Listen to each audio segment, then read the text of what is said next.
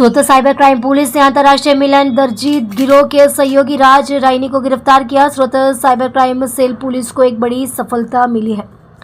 Police ने मिलन दर्जी गिरोह के मुख्य सहयोगी राज प्रकाश राइनी को किम से गिरफ्तार किया है। आरोपी राज राइनी के खिलाफ घुसपैठ के तहत एक गंभीर अपराध भी दर्ज था, जिसके चलते वह पिछले 10 महीनों से फरार चल रहा था।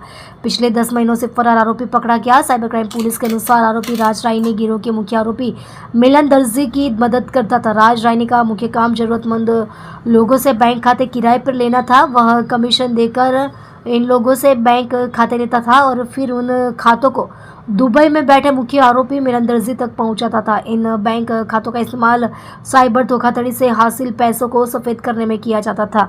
आरोपी बैंक खाते किराए पर लेकर मिलन दर्जी को देते थे। इस मामले की गंभीरता का अंदाज़ा इसी बात से लगाया जा सकता है कि इस गिरोह के खिलाफ देश भर में एनसीसीआरपी में कुल 1869 शिकायतें दर्ज है। गिरोह का मुख्य सरगना मिलन दर्जी अभी भी दुबई से अपनी आपराधिक गतिविधियों को अंजाम दे रहा है। पुलिस गिरफ्तार आरोपी राज रेहानी से गहन पूछताछ कर रही है ताकि गिरोह के पूरे नेटवर्क और उससे अन्य साथियों को पकड़ा जा सके।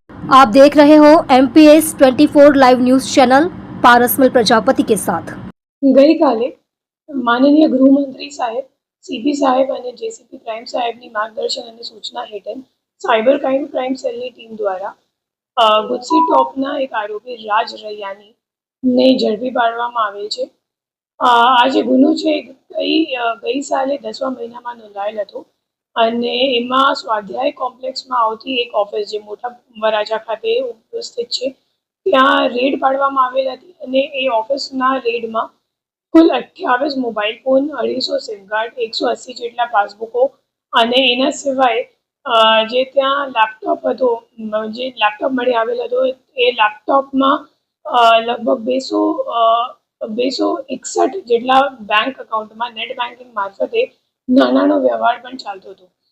તો આ રેડમાં જે મુખ્ય ગેંગ લીડર છે મિલન દરજી, એ મુખ્ય રીતે દુબઈ ખાતેથી કામ કરે છે અને જે રાજ રૈયાની છે એને એમનો કૌટુંબિક ભાઈ તરીકે એમને સંપર્કમાં આવ્યો હતો અને જે ચાઇનીઝ ગેંગો સાયબર ક્રાઇમ આચરે છે એમને જે સાયબર ક્રાઇમ આચરવા માટે જે બેંક અકાઉન્ટનો ઉપયોગ થાય છે તો એ ઉપયોગ પૂરી પાડવા માટે તમામ બેંક અકાઉન્ટો પૂરું પાડવા માટે રાજ રૈયાણીની મુખ્ય ભૂમિકા હતી આખા ગુનામાં। એના સિવાય આ ગુનામાં અગાઉ 12 આરોપીઓ પણ પકડાયેલ હતા। આ તમામ આરોપીઓ સામે દેશભરમાં કુલ 29 જેટલા ફરિયાદો નોંધાયેલ છે। એના સિવાય આ તમામ આરોપીઓ પાસેથી અમે લોકોને 1029 જેટલા બેંક ખાતાઓનો પણ માહિતી મળી છે। એ તમામ ખાતાઓ સામે NCCRPમાં 1800 જેટલા સાયબર કમ્પ્લેન્ટ્સ ઓલરેડી નોંધાયેલ છે। તો હું સાયબર સેલ અને સુરત પોલીસ વતી હું લોકોને અપીલ કરું છું કે તમને કોઈ પણ પ્રકારની લોભ લાલચમાં આવતા નથી। કમિશનના માટે નાની કમિશનના માટે તમે તમારું નામ દુરુપયોગ કરે એવા ગેંગોને નથી આપતા, કેમ કે એ જે તમામ બેંક અકાઉન્ટો છે કે સિમ કાર્ડ છે એ સાયબર ક્રાઇમમાં સાયબર ફ્રોડ કરવા માટે ઉપયોગ થાય છે અને કાયદેસર રીતે તમારી પણ જવાબદારી આમાં નક્કી થઈ શકે અને તમે પણ આનો ભોગ બની શકો। એટલા માટે હું બધાને અપીલ કરું છું કે આવી કોઈ લોભ લાલચમાં નથી આવતા અને સારી રીતે